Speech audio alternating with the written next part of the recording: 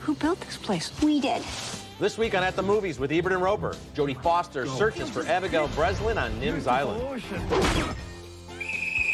Oh, I like him. George Clooney and Renee Zellweger tackle Leatherheads. This is rock and roll. Okay. All right. So don't be nervous about anything. The Rolling Stones really, really close up, and Martin Scorsese's Shine a Light. I love you. Are you breaking up with me? Plus, can Forgetting Sarah Marshall live up to Superbad and Knocked Up? We've got the early review. That girl needs you. The island's already lost. Never. Get on. I took a plane, I took a helicopter, I stole a boat. Finally, some good big movies, including one for the entire family. I'm Michael Phillips of the Chicago Tribune. All right, I'm Richard Roeper. Nim's Island is the film we're talking about, and it's a wondrous and warm-hearted adventure story with some nifty special effects and some first-rate performances. Abigail Breslin sparkles as 12-year-old Nim. She lives on a remote South Pacific paradise with her father, Jack, played by Gerard Butler.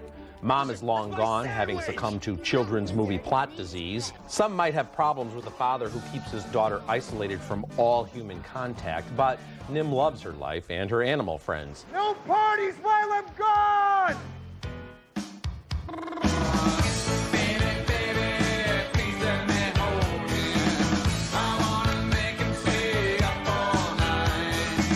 Nim's other role model is the storybook hero Alex Rover, also played by Butler in fantasy sequences. But the Alexandra Rover who actually writes those stories is an agoraphobic living in San Francisco. She's played by Jodie Foster.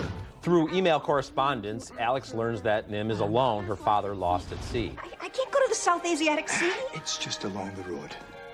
Alex, she needs you. I don't even know her. What don't you know?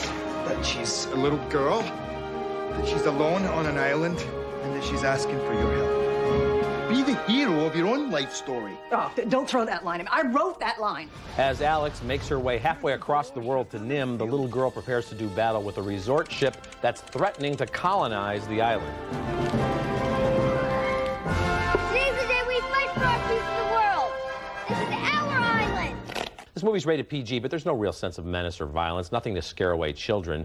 Based on the book by Wendy Orr, this is a solid and entertaining film of particular interest if you have a daughter about Abigail Breslin's age. Real good movie, Michael. Yeah, I wouldn't even make the gender distinction, Richard, because I think it is good for kids. And I'd say the story gets this one through. But my recommendation on this is mild, I think, despite, you know, this is not good direction, frankly, I think. Really? Yeah, newcomers to the field, but it just doesn't. What are your feel problems like, with this My film? problem is I think it's also cramming a whole bunch of story into a very short running time, and it doesn't kind of air out the way it should. Also, I'd say Jodie Foster, not ideal in the slapstick comedy scene. Yeah, I know what you're saying. I mean, Jodie Foster, you know, she plays such a kick-ass character in movies like The Brave One. To see her so scared and timid here, I don't know if it's right in her zone. Yeah, and they I do think she just meander a little bit. The overcompensates, stuff with the you know. cruise ship isn't as interesting to me as the stuff with the writer who's afraid to go into the real world and the dad who's caught out there and little Nim in the middle of all that. That, to me, was the most interesting stuff. But the spirit, very sweet, and I think this whole Swiss Family Robinson dream of a little kid growing up on an island, isolated, you know, a little bit scary at some points, but I think the story brings it through and kind of makes up for the hacky technique, frankly. I didn't think there was hacky technique involved. I think you're being too hard on the direction and the script here. I think that's far too harsh, but we both are saying it's worth seeing for kids. Yes. And adults won't be bored out of their minds. So it does move along quickly. Yeah, too quickly, in fact. So, you open up your email, and there's the usual stuff. Nigerian prince wants your money, or in Richard's case, another invitation to play in some celebrity cribbage tournament. Love those invites. Oh, yeah, very fun. But what if you received a list of all the people you've had sex with, as well as your future partners? In Sex and Death 101, Simon Baker plays a businessman who gets word of a mysterious email. What did you say this list was? I didn't, unless Allison Bradbury is the second girl you ever had sex with. Whoa. No way. Are you saying this is a list of everyone you ever had sex with? Who's number 3? Well, that would be Debbie Roberts. No, wait, she was 4. Meantime, in some other movie that just happens to be part of this movie, Winona Ryder plays a Rush Limbaugh feminazi nightmare, ridding the world of scuzz buckets one at a time. Here she sets her phasers on stun in the direction of her latest hapless pickup. Just, you know, with my position at the company, I get a 40% discount on whatever kind of implant you want. Hey, Bob, seriously, enjoy the moment. Okay, you win. My wounds are deeper than your desires. The writer-director Daniel Waters has said that he likes writing movies that are, in his words, a mess. Well, there's non-formulaic, and there's all messed up, and this movie's every which way but funny, alternating the usual sex comedy perks with its Casanova grows-up message. Now, in better days, Waters wrote Heathers, but he also wrote Hudson Hawk.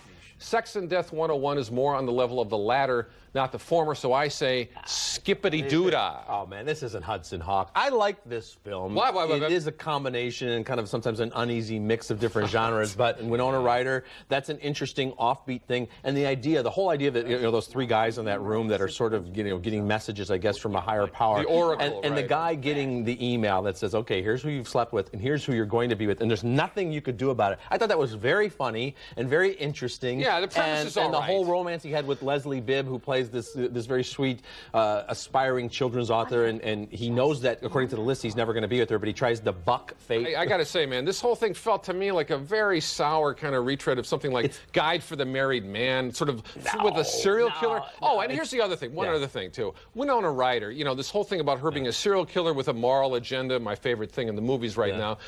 But she's okay because the guys are only going into a coma, which paves the way for the happy ending. Hate to spoil it, but, well, it's a bizarre ending, but I think, it's one of those things, it's definitely offbeat. It's certainly not a typical structured story. Some of it doesn't work, but a lot of it did for me. There are a lot of laughs, good performances. No, it's great. I think it's great. And points for creativity. It's a good script. The film now has its first official defender. That's great. Yeah, well, and there will be others, I think. Yeah, I don't think Daniel Waters would even defend it.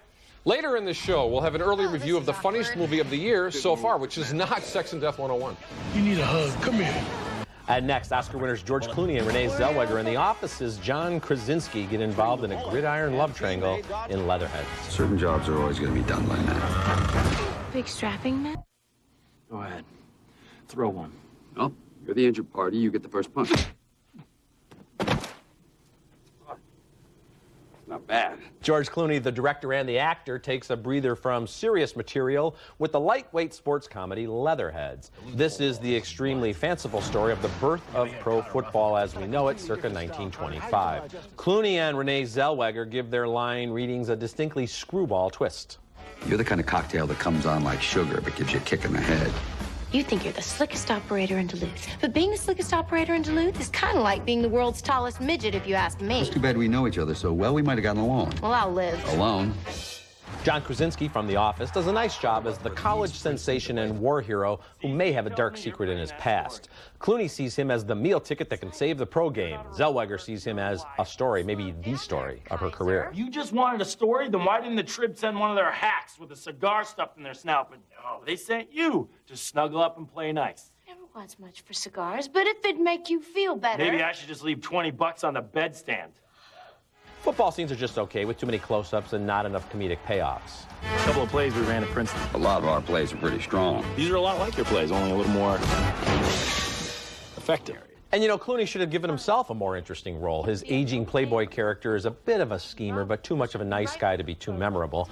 Same goes for the Krasinski character. Still, Leatherheads is a romp with some great chemistry between the leads and enough laughs and surprises to keep you entertained. So, a mild recommendation here on this one, Yeah, Michael. a mild not recommendation for me. This is the mildest romp I have seen in a long time. And I really did want to like this movie. Yeah. There's nothing wrong with a film that kind of mashes all these different genres together, because you got a football picture inside a screwball comedy and a little romance. But I got to say, I was some slapstick. 45 minutes or so, you're sort of willing to kind of take the leisurely pacing as it comes. But then the points of that triangle do not ever meet. I think the romance doesn't really work in any direction. And I got to say, even with some miscasting, because Jonathan Pryce does not come to any kind of life as the scheming agent. Yeah, I think he's been much better in other movies. Even with the miscasting, I think all the blame for me goes on the script, because the two Sports Illustrated guys who wrote this, they may know their football, but they do not know their funny. They're both very good writers, but I agree with you here. I think the weakness in this movie is the script. You've got terrific actors, I think, doing a nice job. You have a nice pace. Clooney obviously knows how to direct. You did get a feel for the 20s. It's certainly not trying to be some, historically accurate look at pro football. about accuracy. All of that is fun. Randy Newman's score is fun. Randy Newman's cameo in a bar fight scene is fun. Right. But the script is weak and does kind of meander around. Weaker. It needed a couple of rewrites. Gets weaker, and I think this thing has been laying around for years, and it just breaks my heart that this is the best we can do for modern attempts at screwball. And Clooney much better in Oh Brother Where Art Thou, which had that verbal snap that this thing misses. I think Clooney's very good here. I think Renee Zellweger does a nice job. Krasinski has his moments, and I'm sticking with my recommendation. Yeah. Although I think we're not really that far apart on what we think of this film. And if we just talked another 10 minutes, I bet I could rope you in, sir. We'll see. Thank you for getting the last word in again. Thanks. Have you seen all the ads for Forgetting Sarah Marshall? Well, they're everywhere, and the movie is a lot funnier. We've got the early review next. Oh, God. And later in the show, an update on Roger Ebert. And speaking of Roger, here's a classic review from atthemoviestv.com, where you can watch more than 20 years of movie reviews. I don't think I've ever done this on this show in 20 years, but I'm going to twist my thumb. I'm going to go just like this. Do me one favor. Yeah. Look in the camera and say, I was wrong about Cop and a Half. It wasn't a very good movie. Burt Reynolds. No, I won't do that. What? No, I won't do that. I'd like to grab some dinner, please. Is your girlfriend joining you? No. You just by yourself? Yeah. Do you want like a magazine or something? It's gonna be boring. I just would be so depressed. Wait, why don't you come over and sit with us? Did you see her boyfriend? He is ridiculous.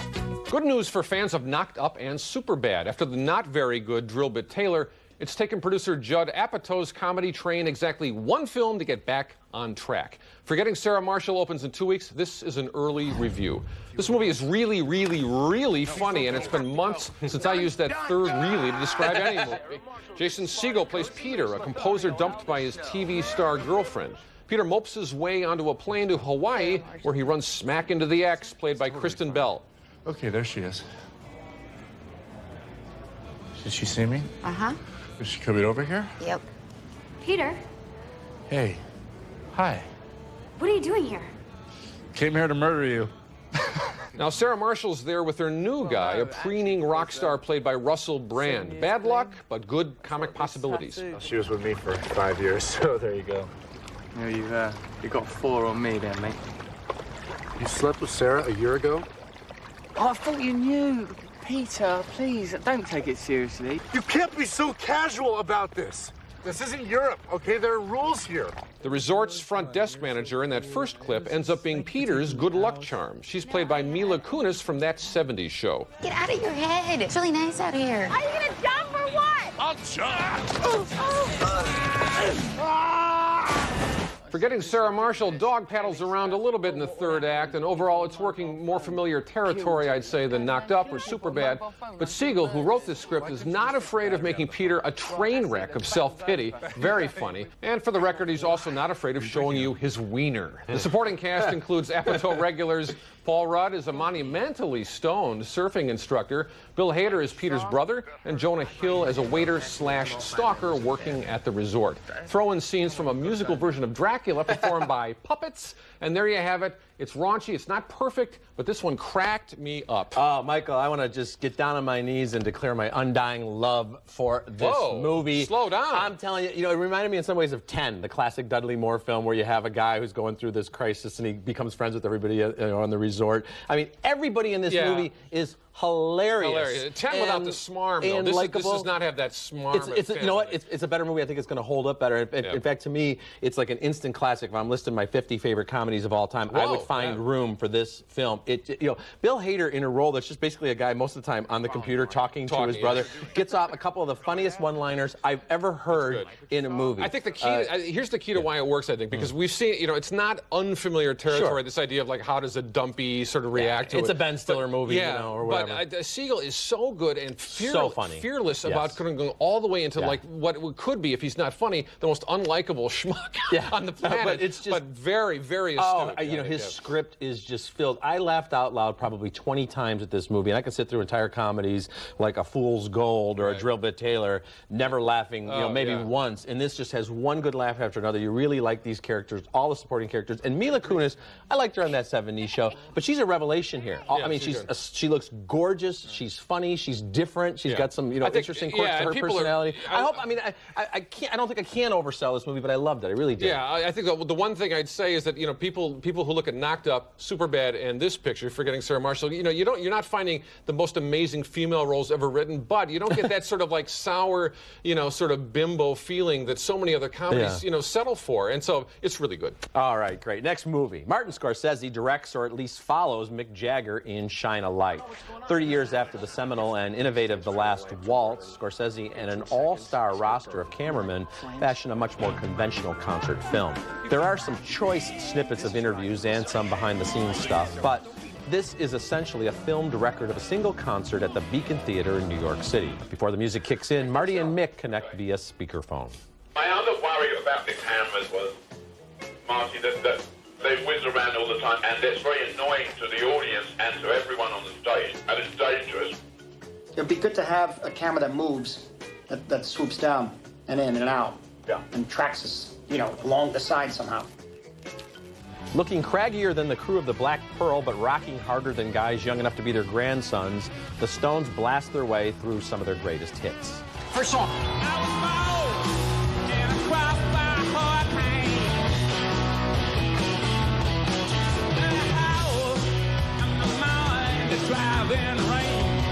I saw Shine a Light on IMAX. The effect was intense and overwhelming, but I mean that in a good way. Scorsese's cameras swoop in and around Jagger and Keith Richards, giving us startling close-ups and capturing the amazing energy of these 60-something war horses.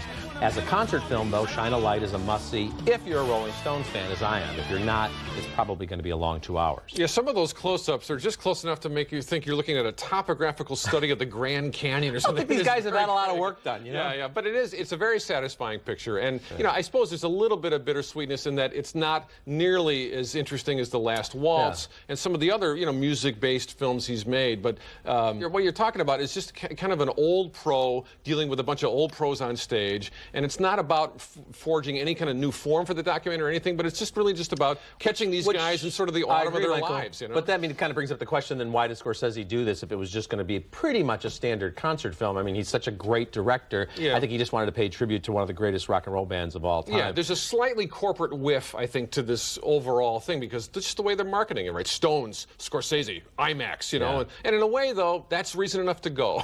Those three reasons, and they do work together. And these guys can rock, and Jagger, the energy. If you could harness that energy, we could solve all of our all the environmental problems of the world. That's right. And also, we should say, too, Buddy Guy, very good. Probably the best musical number, I'd say. With one of the best.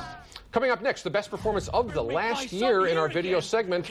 But first, here's a look at some of the movies we'll be reviewing over the next few weeks. Everyone in my life is going crazy. There are 2 cop killers out there. We can get these guys. Look at your watch. Now imagine what it would be like to be minutes away from your own death. Don't you think it might be critical to examine how we got to this point? How and why is not the issue now. Looking at movies new on DVD, I liked Lions for Lambs. I can't recommend Reservation Road or The Water Horse Legend of the Deep. However, I am recommending Walk Hard, the Dewey Cox story. John C. Reilly, very funny here, and a parody of films like Walk the Line and Ray. And there's some neat extras on the DVD, including some familiar faces talking about their memories of Dewey Cox. I mean, I just wanted to be Dewey, so I just did everything that he did. And I think I slept with every 8th grader I knew at the time.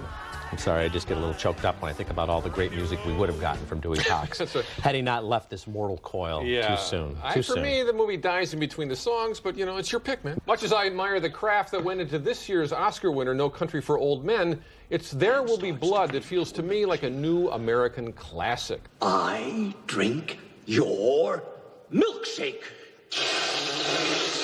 I drink it up! The extras on the 2-disc collector's edition include a couple of deleted scenes that make the film's conflicts between capitalism and religion even stronger. Plus, there's a segment showing you old photos and film footage used as reference points by director Paul Thomas Anderson, production designer Jack Fisk, and cinematographer Robert Elswit on their way to completing this one-of-a-kind picture. I really love this film. All right, so There Will Be Blood and Walk Hard will be in stores on Tuesday.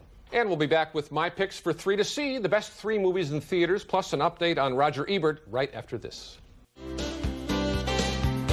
Okay, now it's time for 3 to see, my picks for 3 of the best recent releases in theaters. Number 3, Flawless. the second best London heist film out there, starring Demi Moore and in his best work in years, I think, Michael Caine. Number 2, The Bank Job. The other better London set heist pick is Low Down, As Flawless is Civilized. And number 1, Shine a Light, a good, solid concert film.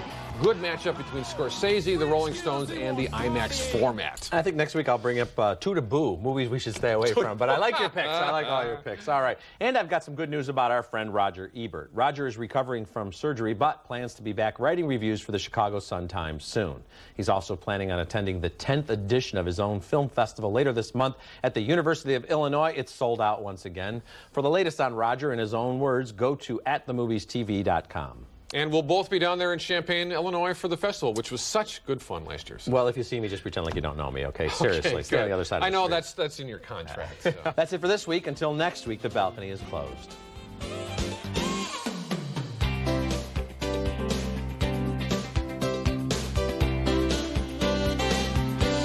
We know your dirty little secret, your mop. Get to know the cleaner way to clean with the Libman Wonder Mop. The mop head is machine washable, only from Libman. While I'm gone, no junk food. Real cheese? Shopping's easy. Tasty Hot Pockets brand sandwiches. You'll love them. So will your kids. Hot Pockets. O Cedar presents new Pro Scrub. Twice as much Collectex, better than ever dirt pickup. O Cedar makes your life easy. Pro Scrub Mop from O Cedar. Net Zero gives you the fastest surfing available over dial-up and virus protection, starting at $9.95. Try it risk-free for 30 days with our money-back guarantee.